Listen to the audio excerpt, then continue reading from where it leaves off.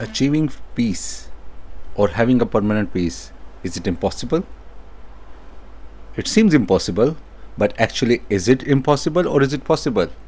To see that, we'll go further in this book, The Path of Prosperity. So, further onwards, you have to subscribe if you want to learn. If not, please do not bother to subscribe. Otherwise, we'll go deep into it how we can achieve this pathway. But before we achieve this pathway, the writer says there are some understandings you have to do. So what he says, that is abiding peace, permanent prosperity, securing your prosperity, having a full happiness, is it possible to achieve on a permanent basis? Yes, actually it is possible. But with the understanding of a common person, I'm pointing out to you, actually you are at a level of common person till now. If you want to be some arrogant person who don't want to learn, then stay at the level. We don't mind that. But you have to adopt the understanding that you are open to learning, open to adaptation of new things that you are not aware of. If you are already aware of, you would have already achieved that pathway. That means you have not been able to conquer that pathway. So open your mind to adoptness, to learning, and put aside your arrogance, and then you will be able to learn and adopt and gain the pathway to a permanent happiness. So the writer says, further onwards, to attain that level, the first step is to understand evil. That's the word you have to understand. Evil. First, before understanding evil, you have to understand why it exists. Its existence has to be understood. We have to understand the existence of evil. Then after we understand why, where, how it exists, we have to understand that why we are bound towards it, why we are attracted towards evil. These two things are the prerequisite to achieve happiness. So before happiness and the pathway to happiness, we have to see the opposite of it first. The evil that drains our energy and happiness, then takes us away from happiness, that its existence is there. First we have to understand that, how it exists, where it exists, why it exists, and then why we are attracted or bound towards it. These are the facts we have to understand to achieve happiness. Means first, to attain happiness, we have to learn the opposite of it. The opposite of it is more important to understand. Then we can stay away from the opposite and go towards happiness. That's why we have to learn both sides. Learning one side or only talking about happiness is not gonna achieve any fruitful results. We have to understand the sorrowness, evil, the root cause of our sorrowness. That is evil. We have to understand that. Now, as we are taught in our real life, okay, there is a devil, like it's a physical being. We are taught from the childhood. It's nothing like that, according to the writer. What he says in his terms, he's saying evil is not a being. It's a phase that we are feeling on us. It's a phase that is passing through us, or we are passing through it. It is a phase, it's a moment, or a situation we are passing through. To understand that, we have to understand the existence, the physical or the spiritual nature of evil. So further he says, it is not a being, it is an experience for humans. The second part he says, more important, and a teacher for whom who are willing to learn. So that means evil is as much important as happiness and positiveness is.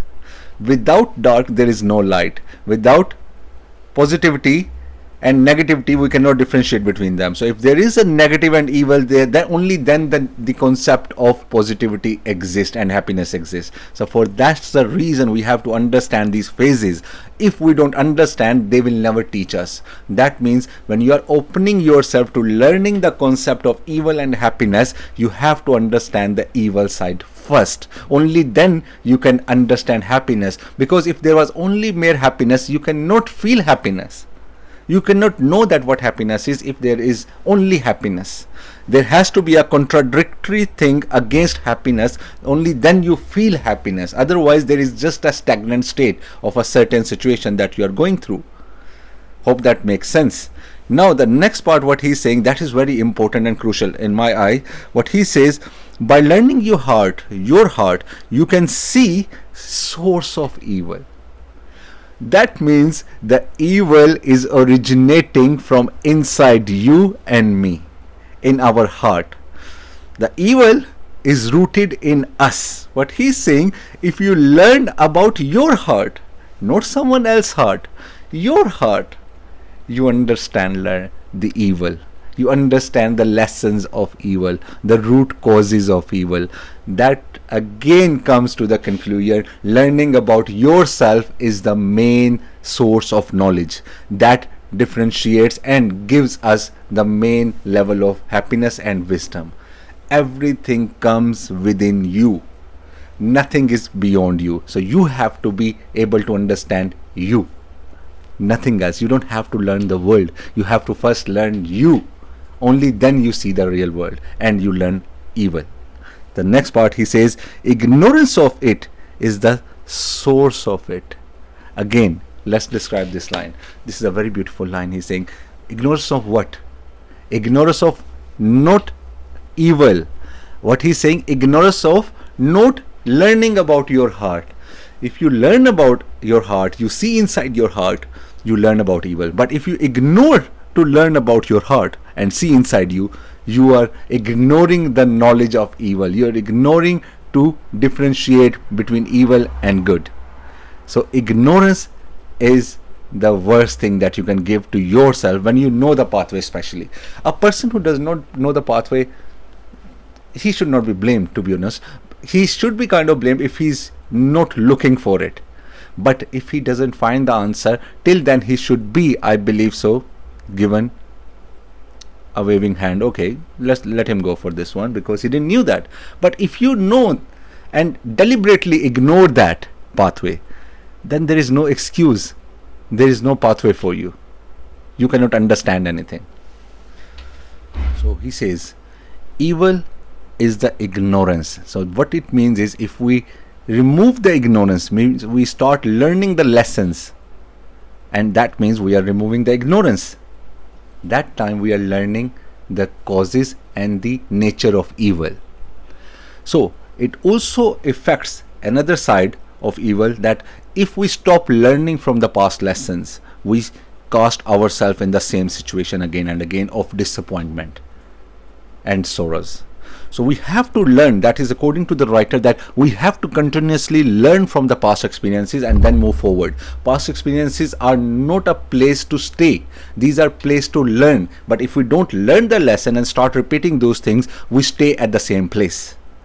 So for learning is removing ignorance. When you are removing ignorance, ignorance is not there, you are learning the evil. When you are learning the evil, you can easily remove it. Because if you don't know your enemy, how can you fight against it? First you have to understand your ignorance, then you remove it.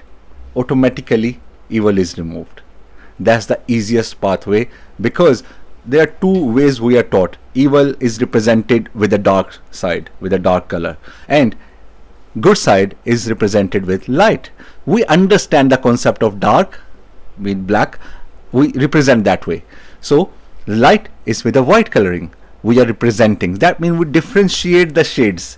Same like that, if we understand, we remove the ignorance, we can differentiate two sides, and that is all within us. So we have to understand the difference, and then we can easily remove evil from us. That means in turn, finally we'll be able to remove sorrow and sadness and evil from our life, and permanent pleasure can be attained. But again, too much hard work to do that. Are you willing? Let's see. No gain of wisdom or happiness is attainable. You cannot attain any happiness, you cannot attain any wisdom if you do not go through the process of disciplinary action. Discipline is the most important thing.